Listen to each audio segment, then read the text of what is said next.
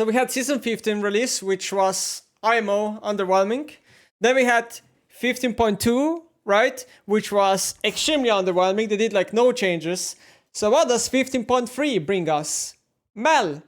After the hotfix, Mel has mostly stalled her win rate growth, similar to Nika's release, another champion that has similar play against learning curve. We think her abilities are intuitive and will be learned over time, drop the stacks, play around her W. Yeah, that's true. We don't feel the need to make the further balance adjustments this patch and feel like she's in a good spot while we observe how players learn her. She's currently extremely popular because obviously she's easy to pick up, she's arcane, and yeah.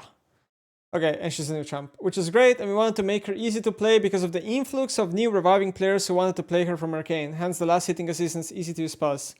Yeah, it kind of does feel like the kit of Mel is literally made for, you know, somebody that doesn't play League a lot. Like, it's like a modern Annie, I guess, or something.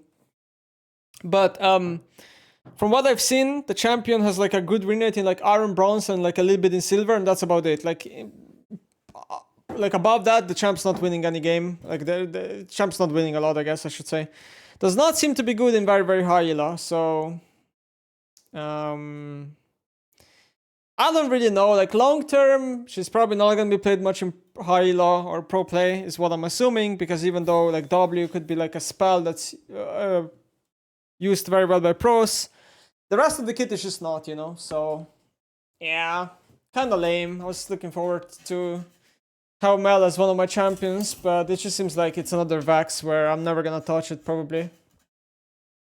Support items. We're trying to strike the right balance of appropriate support power levels and how that impacts ADC satisfaction, not taking the satisfaction of the role. So basically what they're saying is, hey, support's broken, and hey, you know, ADC must be weak because of support, blah, blah, blah. That's basically what they're saying here.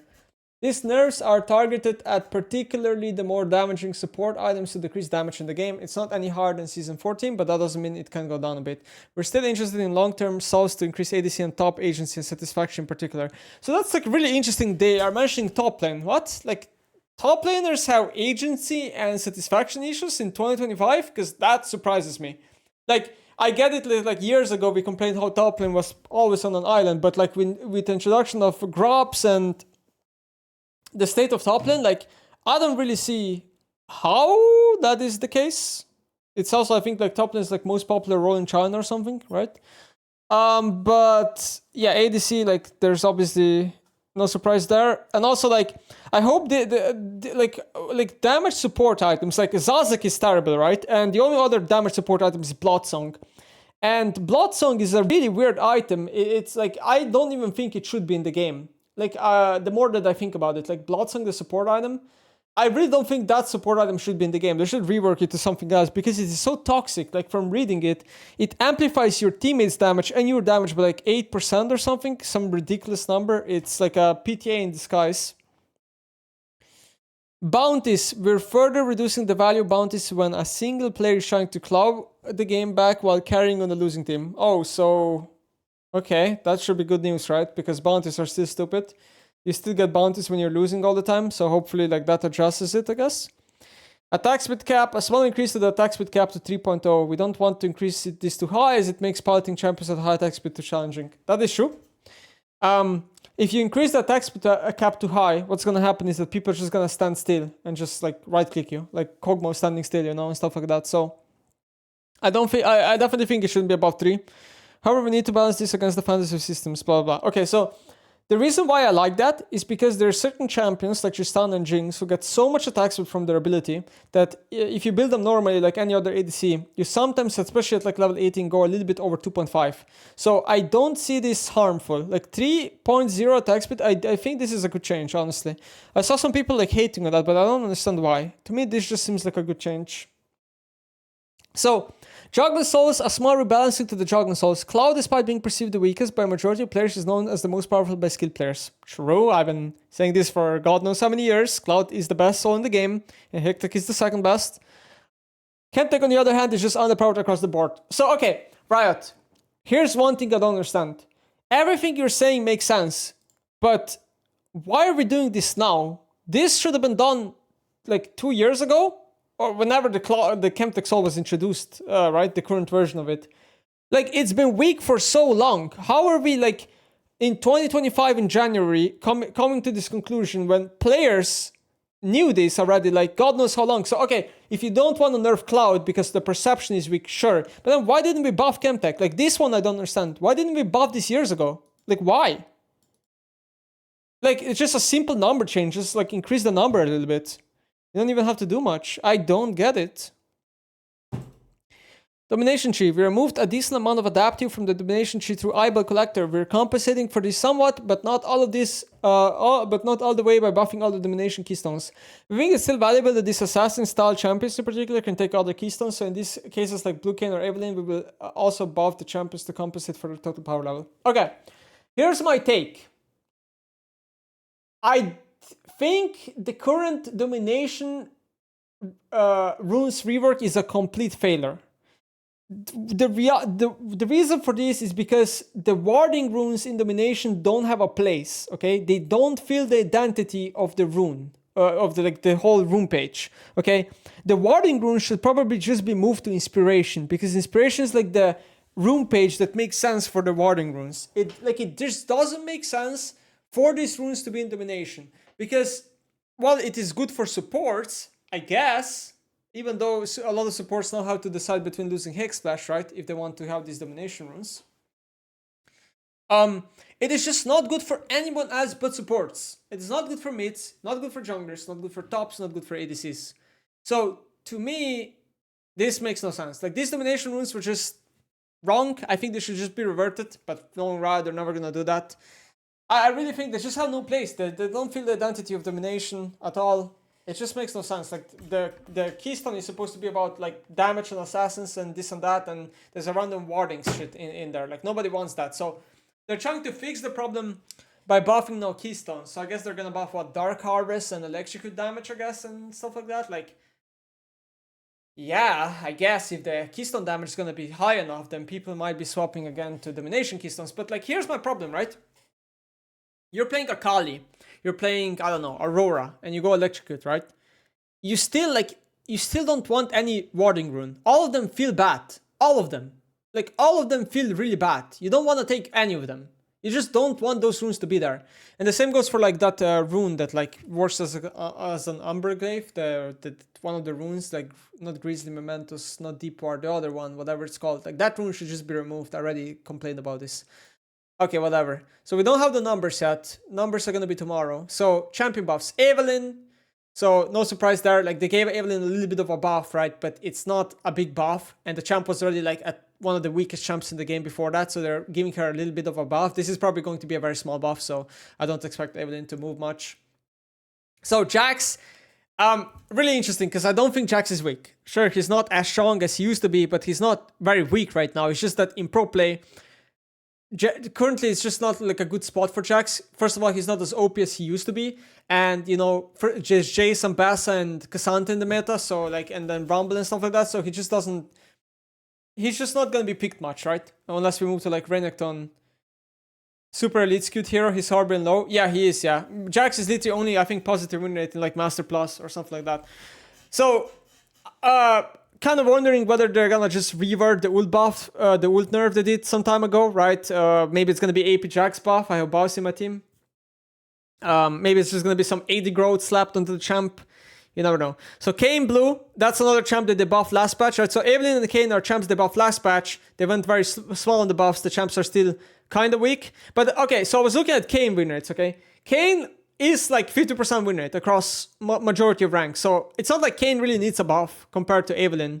So a little bit surprised that they're buffing Kayn, but they probably have data that maybe red Kayn wins more than blue. I haven't really like looked at that shit. I just looked at Kayn win rate, I guess. So then Nasus. So Nasus is also no surprise that he's on the list of buffs, because Nasus is like used to be like the best top laner in low elo, like not too long ago. Then they like nerfed him. Trying to remember what they nerfed him. They nerfed like the E of Nasus, right? Because Nasus mid lane was being played. So then they nerfed E of Nasus and lifesteal and passive. And the lifesteal and passive actually hurt the champion a lot. That nerf was actually kind of big. Nasus actually like, he really uses the lifesteal a lot on like they nerfed like 2% on lifesteal or something. I don't know if they're gonna revert the E buff, because they don't probably want Nasus mid to come back, right? But Yeah, okay. So Nasus, sure, I think the champion is fine to buff, right? But Nasus is another like extremely low skewed champion. So Queen, another champ. I think I saw like a lot of players of Queen complaining that she just feels very unsatisfying to play because like they nerfed her items and this and that, and it's true that she doesn't have like good items to build. I don't even know what Queen players buy these days because they usually bought like Shybreaker as far as I remember. And then like Keystone nerfs, I guess, like Fleet got nerfed over time. I guess she just, yeah, like Electrocute lost of that. Eyeball Collection, so you're losing a lot there. Honestly, Queen, another champ that I think is fine to buff. So, okay, here's where things get a little bit weird. Rakan. Why are we buffing Rakan? Like, which writer is maining Rakan? So, if you look at his win rate in solo queue, it's a bit low, yeah. His win rate is like 47, 48%. But we all know that a buff to Rakan is just gonna like make him be, you know, even higher presence in pro play. So it's kind of weird because I feel like Rakan is so pro skewed. It's crazy. It's not gonna like. This is just like a pro play buff, I guess. Mostly more so than anything. And then Swain, that's also not surprising to me. So Swain used to be extremely high win rate, and then they did that nerf where they nerfed his armor growth per level, and that nerf actually impacted him a lot. And the reason for this is very simple. Swain relies a lot on armor and MR and stuff because he already gets so much HP via items and via passive, right? So then you don't only want to stack only HP, you also want to have some armor and stuff like that, right? Because that's how you become more durable. So that armor nerf really hit Swain a lot. I think it's like across 50% right now, especially in lower ranks, he's around 50%, which is very bad for Swain. Because I remember Freak talking about Swain that like he wants Swain to be slightly above 50 always and blah blah blah, and he's also a bit low elo skewed. So yeah, they can give Swain probably like 1% win rate easily, maybe even more. Then we have Samira as well, which I didn't read. Samira is, I'm trying to think, like probably in the week. I don't really see her being played. Her win rates are, I think, slightly below 50 if I remember correctly across the ranks. It's another champion where she doesn't have good items to build and lost eyeball collection from domination, which could kind of impact her. Because I think a lot of Samira players, what they did was they went eyeball collection and treasure hunter, right? Secondary. Now you probably just want to swap into gathering storm and absolute focus on the champ. So I guess you have that alternative. And then we have Thrash. I think Thrash is fine to buff. Thrash hasn't been a problem in pro play in a long time. He's kind of just like, he's just outshined by, like, every hook champ is just better in pro play, like Naut and stuff, right? He's just kind of outshined. And the problem with Thrash is that, like, his Lantern is not that good of a spell these days anymore. People are better at playing around Lantern. He has, like, some combos, like Jinx and Aphelios. Like, the good part about Thrash, I guess, as a champ, is that Jinx and Aphelios recently got kind of buffed, with Yuntal being a lot better. So his pairings are better, right? Like the ADCs that are in meta are better with Thrash. They should rework his R. Yeah, his R is kind of bad, honestly. It's too low range. It's fine. Like at level 6, his R is fine, but like the later the game goes, the weaker his R is. I definitely agree his R is just very bad. So okay, we have some champs that I think deserve buff. Like most champs here probably deserve buff. Rakan's a really weird one. Blue Kayn probably did need a buff, honestly. Jax probably doesn't need a buff, honestly. But the list could be a little bit bigger. Then we go to champ nerfs. So Cassiopeia, so this is probably again nerfing because when Fizz got introduced into the game, she gained a shit ton of win rate. They nerfed Fizz by half, but the win rate's still very big, so they're still nerfing her one more time. They probably need to like go 1% like minus win rate and then they're fine. Galio, champ that's been strong for a long time now, like a long time. Super high win rate in solo queue across all the boards as well.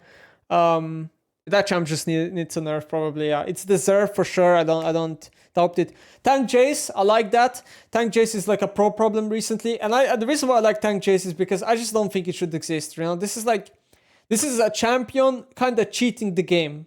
Like it's the same reason why, like for example, if Tank Talon existed, I wouldn't want it in the game. I would just want it to be nerfed, even if I was a Talon player. Or I don't know, some other example. So like Tank Jace is just like a good thing to nerf. So how are they gonna nerf Tank Jace? I'm assuming they're gonna nerf base damage of abilities because Jace has too much base damage power spikes on Q.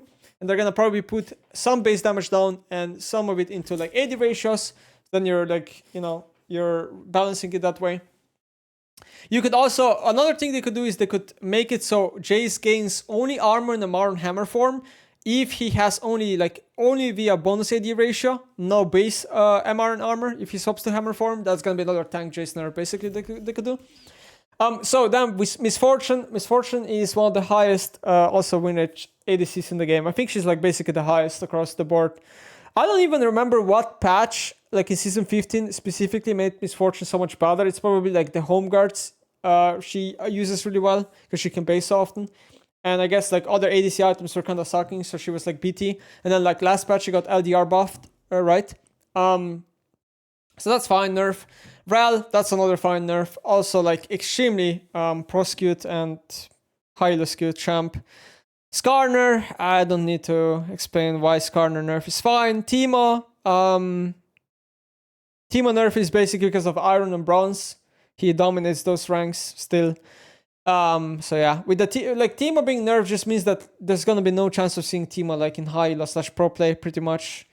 And then Vago. Vago is my favorite nerf on this list, by the way. I truly do think that Vago has gone unnerfed for longer than I think like every champ here on this list. Like this champion, I genuinely think needed nerfs months ago already. So Vago is definitely my favorite champ on this list. So attack speed cap, Chemtech Soul, Domination Keystones, Blood Song. So it seems like the support item they're nerfing is Blood Song, which I think is a really good decision. Cloud Soul, sure. I mean, it's the strongest soul, right? It could be get a nerf and it's still gonna be OP probably. Void Grops, very interesting. They're nerfing Void Grops. This might mean that it's more worth doing Joggons, the Void Grops, depending on how much they nerf them.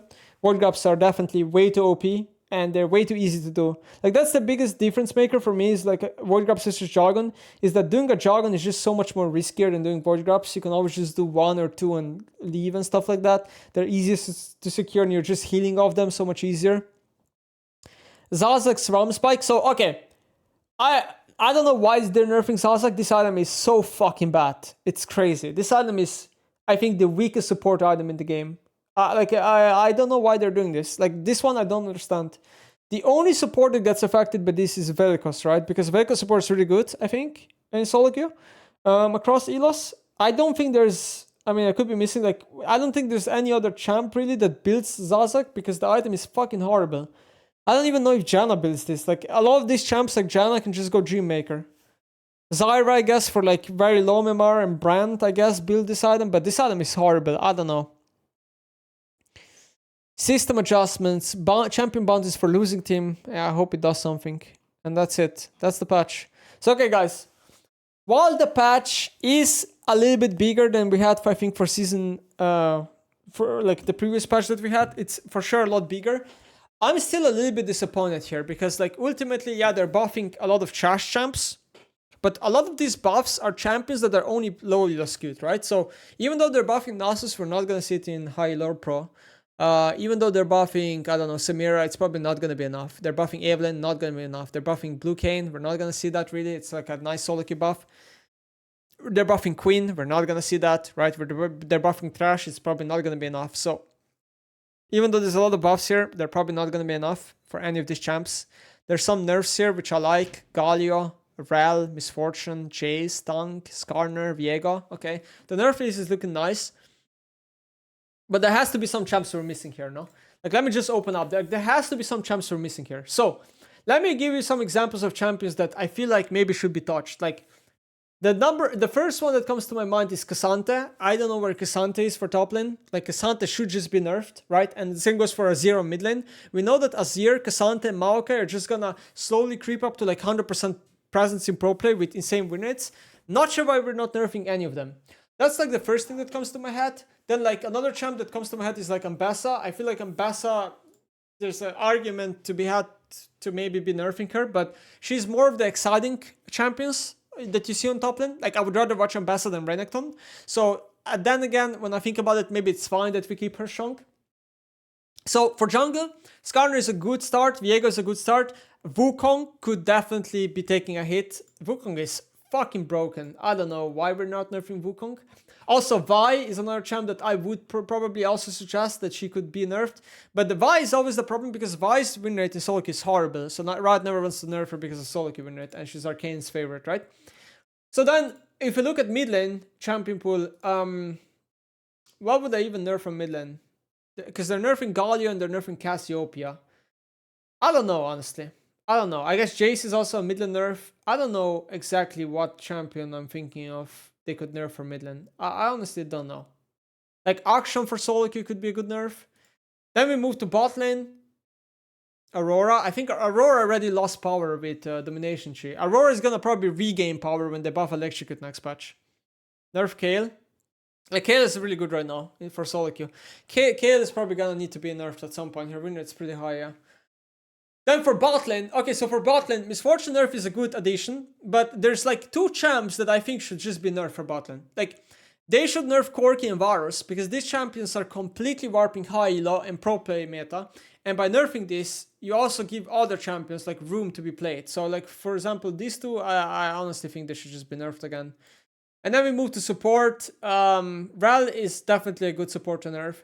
And it's like hard for me to say. Like, I really think champions like Nami and Lulu are very OP, but they're just not played a lot in high elo, so people don't realize how OP these champs are. I really think like range supports are OP, and I wouldn't probably nerf Lulu and Nami specifically. What I think needs to be nerfed is the support item Dreammaker, because that item is just OP. IMO. I think that item is really OP. It's the best support item, and people are not realizing it. And that's kind of all I think for now. Anyway, that's the patch preview. Syndra nerfs are missing. She is literally number 2 Master Plus in all analytics. No, you have to understand something, okay? Syndra's win rate went up this patch, specifically. Yeah. Her win rate went up this patch, specifically. And that's mostly because of meta shift. She didn't really get buffed in, like, specifically her. She got stronger because of like the way meta is shifting and the way mid lane meta and stuff like that.